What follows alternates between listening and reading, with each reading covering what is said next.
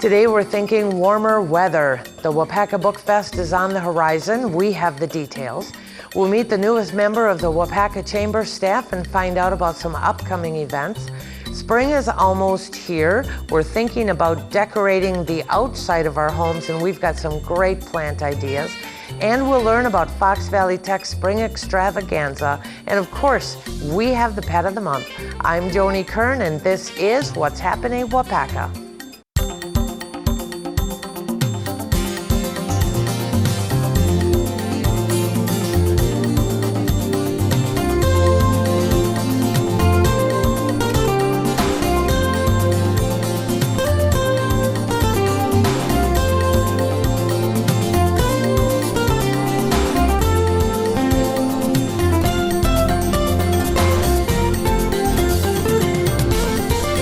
Our first guest today is Nancy Miller, who is the chief organizer of the Waupaca Book Fest. So we're going to be talking about that because it's coming up. It's almost a month-long kind of thing with authors, and it ends with a concert. There's all kinds of stuff going on. So we're going to see how much we can talk about today.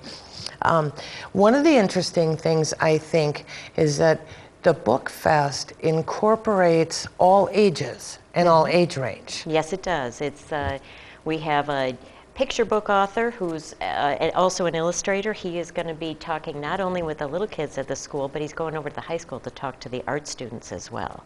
And we have a middle school author, a teen author, and several adult authors, fiction, nonfiction. We cover the circus, we cover birds, we cover just anything you can think of. One of the interesting authors that you have on, you were telling me that you own two of his books without actually recognizing Yes, who he was. I really apologize, Stan Tequila, but I didn't recognize your name, and it turns out I have two of your books. He's a nationally known, probably internationally known wildlife photographer and writer, and I have his Wildflowers of Wisconsin, which I highly recommend, and I have his Mammals of Wisconsin, but he's done them for Hawaii and Tennessee and just about every state. I mean, he has close to 100 books, I think. And I've seen those. I've seen the books. A friend of mine has a couple of them.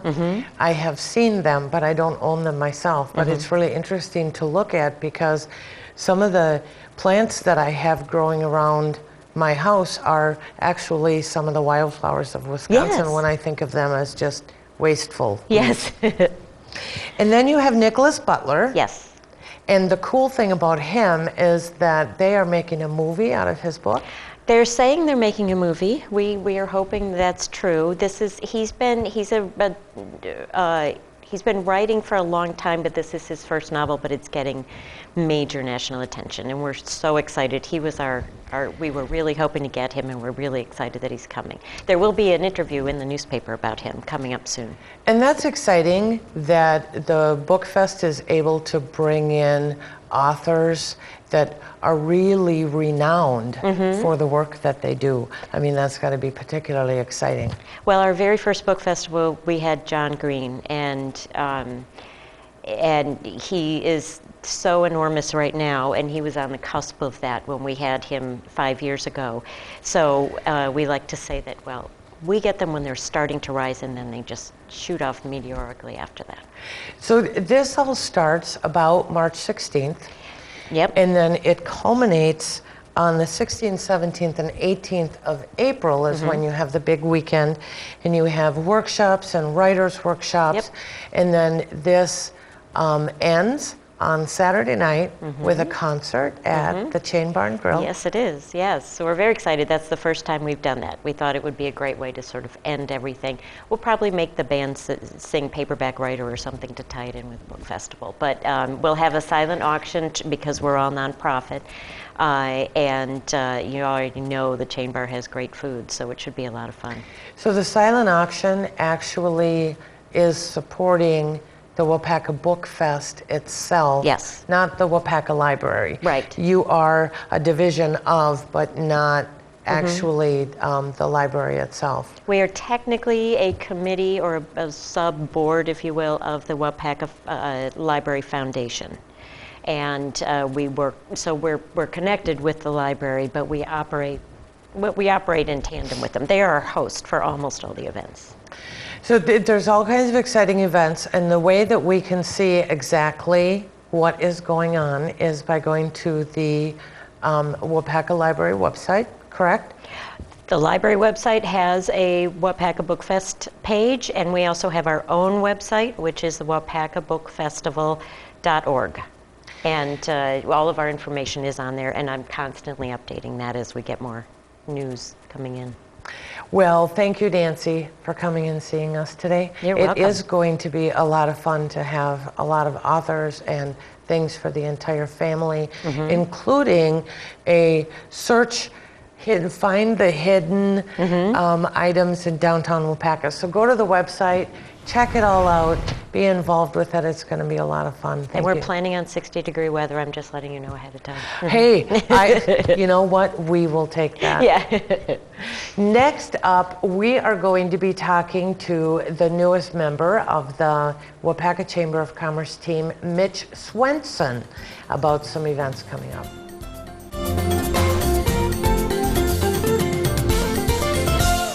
The Revival in downtown Waupaca prides themselves in providing above and beyond customer service. From small to tall, women of any age can consider the Revival your professional personal stylist, helping you find the right outfit for any occasion, weddings, senior pictures, or even a special night out. The Revival also specializes in home decor with a large selection and variety of items to choose from, including art from local Waupaca artists. The Revival, 111 West Fulton Street across from Farmer State Bank, downtown Waupaca. For more information, call 715-281-5100 or find them on Facebook. The Revival, home, art, and fashion. We have Mitch Swenson here, who is the Chamber's newest addition. Welcome, Mitch. It's good to see you. Good to be with you, too. Actually, nice to meet you. You haven't been at the Chamber all that long, right? I started back the 1st of December.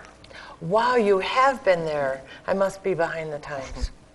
It is what it is. Yeah. So how have you been enjoying working there? It's been great. It's been quite a learning experience, learning about the tourism and the Waupaca area events, and a great bunch of people to work with at the Waupaca Area Chamber of Commerce. They are a terrific bunch of people. We've had most of them on, and Jeff's shoes were pretty big to fill. Yes. Yeah, he did a lot of stuff. Now, I want to talk a little bit because I think with you coming into the Chamber and being such an integral part of planning tourism and planning the events that happen around here, you have a history of doing that kind of stuff.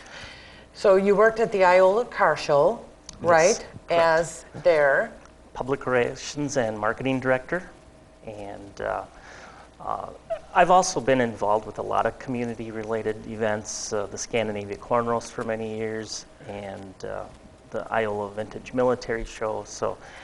And you were telling me that you actually grew up in this area. You're from Scandinavia. Correct. So you're born and raised there, which is kind of nice because then you're really familiar with the area. Yes. Yeah. I've got lots of family and friends right in Waupaca and Waupaca County as a whole. So I've known the area all of my life. Great.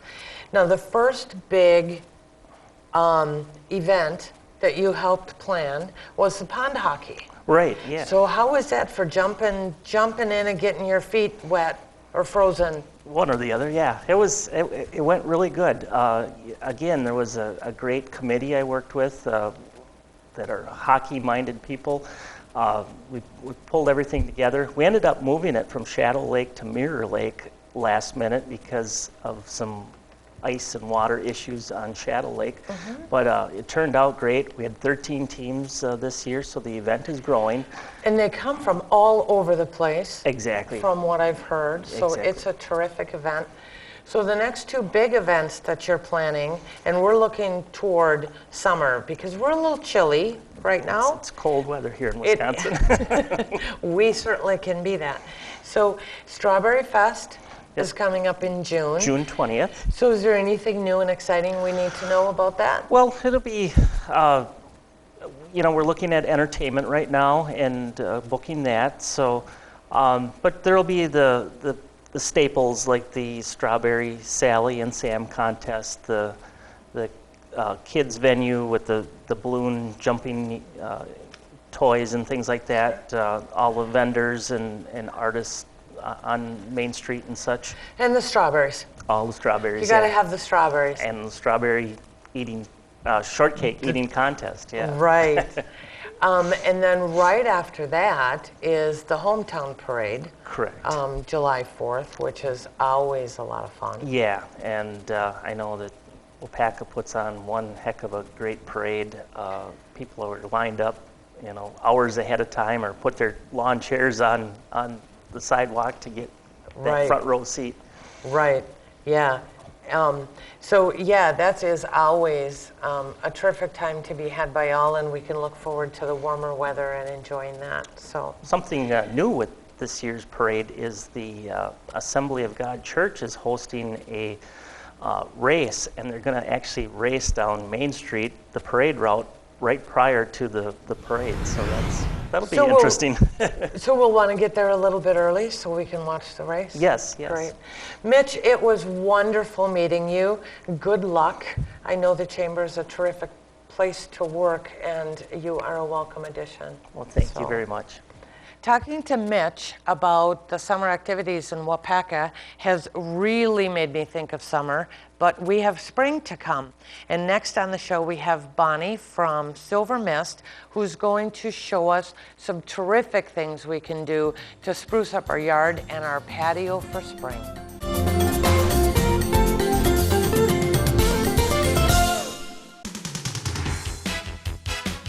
A Waupaca City Park is close to where you live. Enjoy the skateboard park, baseball and other sporting activities,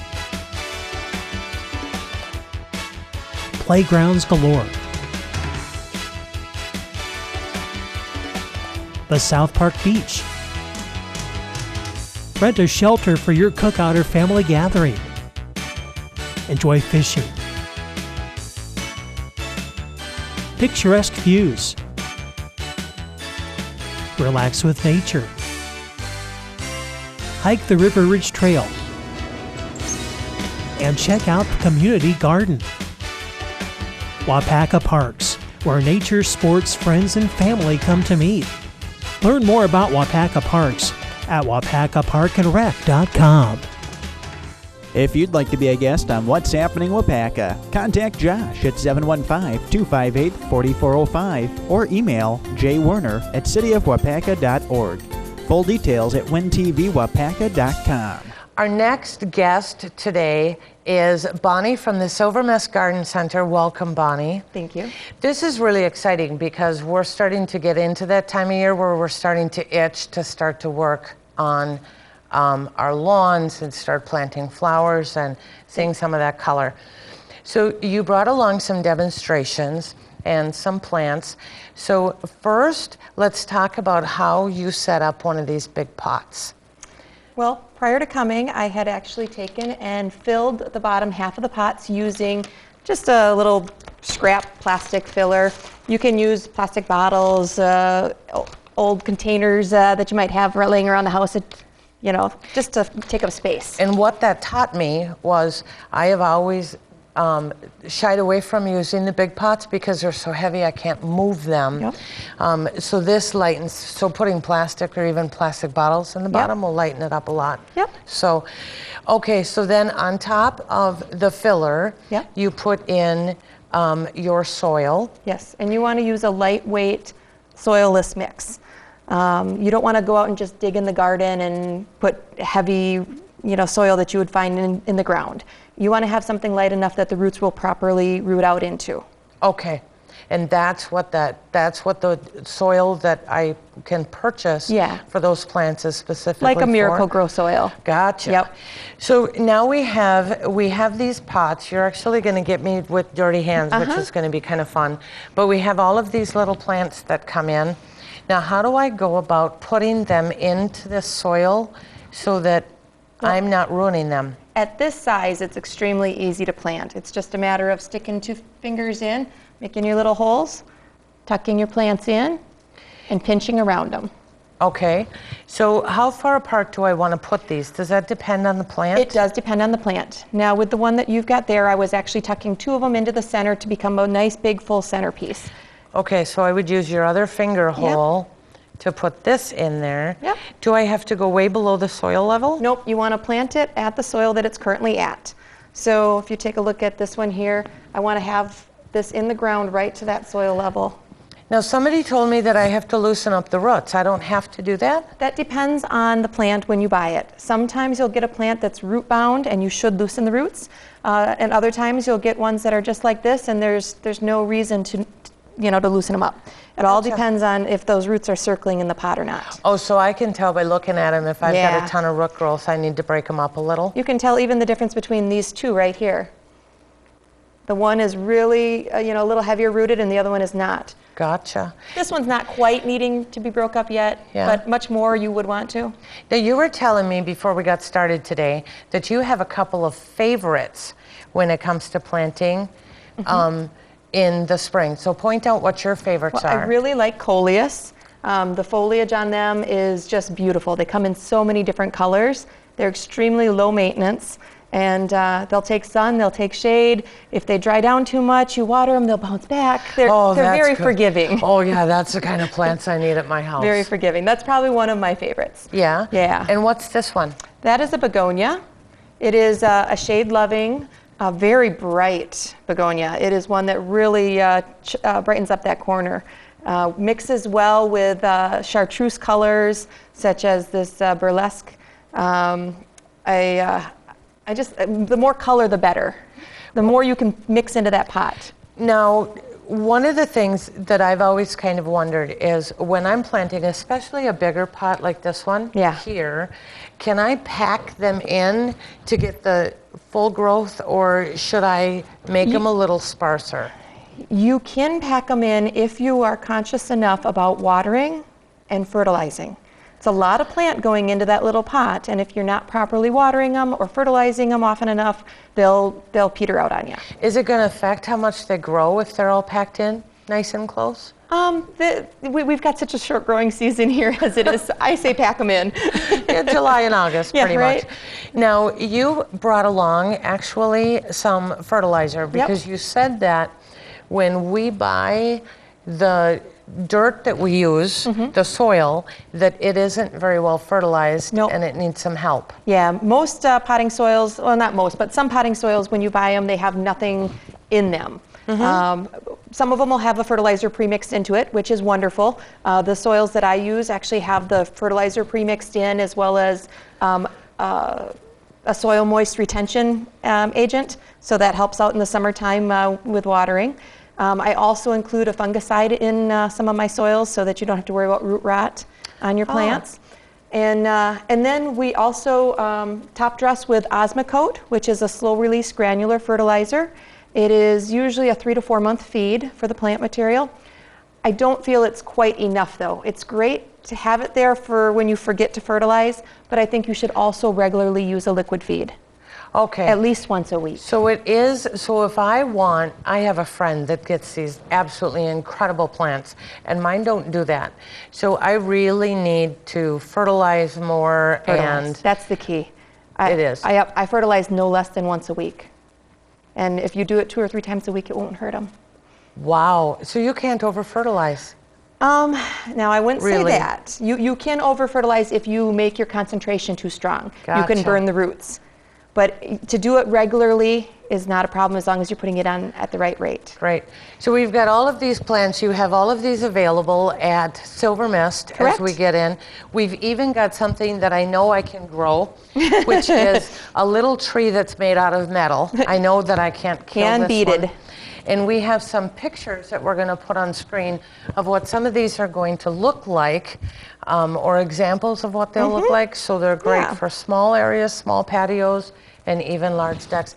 Bonnie, thank you so much for being here today. Now you really have me wanting some warmer weather coming. Next up, we have Jane Legault from the FVTC here to talk about Spring Extravaganza.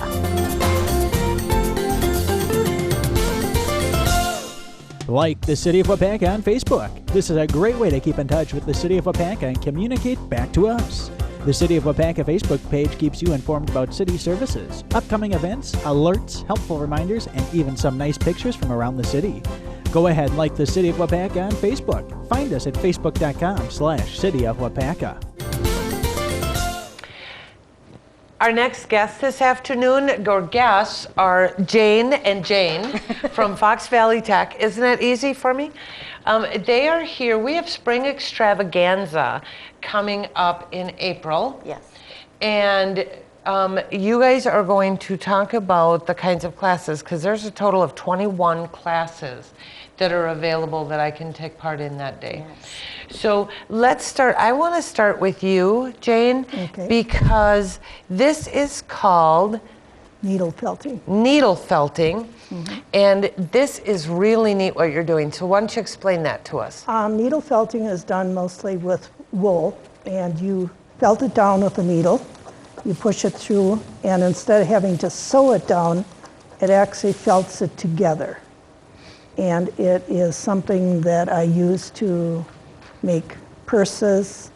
I teach it. You can make pillows out of it, coasters. This corsage type thing on me pin was made that way, and it's just a way to do things with wool without sewing and stuff, but there is embellishing. The textures on these things are absolutely amazing, and that is what attaches? This is what attaches the layers together. And is that a needle? This is a needle felter. There's like 4 or 5 needles here. Gotcha. And it felts it together, and wool is a fiber that is felted together or comes together. Wool is usually not a woven product. So it doesn't, that is true. I knew that. So it doesn't actually use any thread. It just weaves it together. And if you make a mistake and you don't like it, you just pull it apart. How about that? And then you just go on to the next thing. And you do the next thing. One of the classes that's going to be at Spring Extravaganza here at the Tech is going to be needle felting. Is going to be that, and we get to have Jane class as a teacher. Now there's 20 other classes available. Now one of the things that you were telling me is that I can go there and take 4 classes for under $25. Yes, yes. The make and take classes, which are some of the items that we see here, are also an additional material fee, as well as the needle felting for home decor. There's an additional amount of money for the materials. So I need to pay for the materials, but the classes are, and you have a list, it's all on the website, so you can take a look at the list, so that it's very reasonable. Yes. And it's all on April 11th. Right. Family friendly, from 8 to 5. So there are classes that you can take with your children. I could just tell you all of the classes if you would like. Yeah, there's 21 classes total. So you want to go on the website and you want to take a look. Point out though, because these are some of the classes. Yes. So you have gourd decorating. Right. And you have Swedish weaving. Swedish weaving, and that's done on monk's cloth. It's woven with a needle. This is a fused glass flower. Our teacher is Mary Beisner, who teaches that. And that is made that day, and then later in the week, you pick it up after it's been put in the kiln. And then we have some of the things that you can make in Jane's class, the needle felting.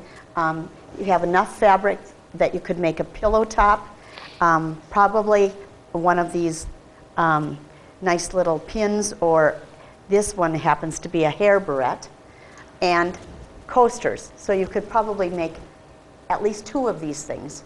This is a fused glass draped vase, a mosaic stepping stone. This is made on top of a concrete block. Now, can that go outside, or is that an inside? Yes. Yes. That is made to be outside. Right.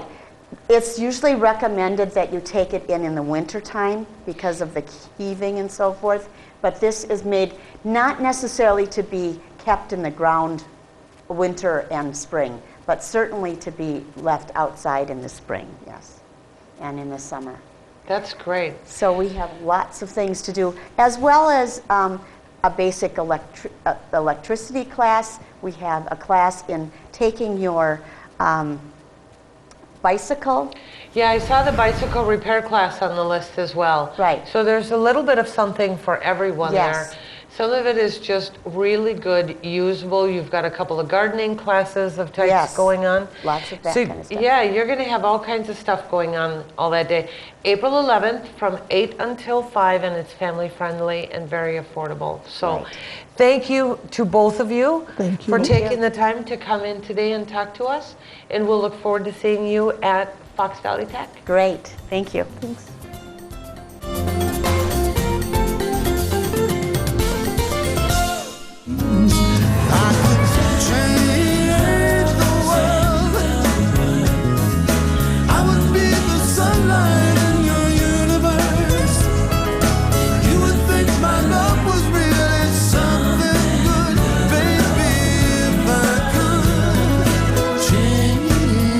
Make a difference.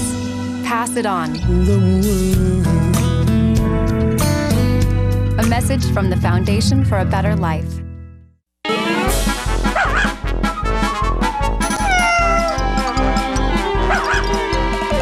We have Monica here from the Humane Society of Waupaca County. Welcome, Hello. as usual. And our special guest star today is this absolutely incredibly beautiful girl named Petty. How old is she? Oh, probably right around 1.5 or 2. Now, she had kittens. Yep, she came to us with kittens, and we sent them to a foster home, and they all grew up, and the kittens have all been adopted. Now she's waiting for her turn. Oh, she's a sweetheart. She has coloring that I very rarely see in a cat. Yep, it's a real pretty golden brown, and I don't know if you noticed, but she's got extra toes. Yeah, She's got- you told me there's a name for that. Polydactyl. She happens to have 6 toes on each front foot, and I would imagine 5 or 6 in the back. No, that's just a genetic thing. That doesn't affect her health or anything, right? Right, right. And no, they don't have opposable thumbs. They can't pick things up. Well, cats can do that anyway. But the cool thing is she doesn't much like the camera, but she is a sweetheart. And the cool thing about having her in your home is you always have a conversation started with people that are difficult to talk to, There you go. because you can talk about her 6 toes. She has really big feet. So what else is going on with the Humane Society as we go into spring? Still lots of cats up for adoption, and we would really, really like to get them into homes so that we have room for the kittens when they start to come in. Because kittens start to come in when? Well, probably not till June, July, but we still have a lot of cats to find homes for. So. And you have a waiting list for Yes, people who for want people to. who want to bring cats in. Yes, so we know that you're full up. And cats are great in a house, especially with people who work full-time or who are gone for a day or 2 at a time, because they're easy to leave behind and they take care of themselves, and they're a ton of fun. My house cats are just a ton of fun. So that is Petty. She is available along with a bunch of other cats. So it's always good to see you. Next month we're going to be talking about Cinco de Meow Yay. coming up in not too long. So thanks, Monica. We'll Thank see you you. next month. Thank you for joining us for What's Happening Waupaca. Win TV will be celebrating 30 years on the air in April. Keep an eye on Win TV and wintvwaupaca.com for some special events to celebrate this milestone.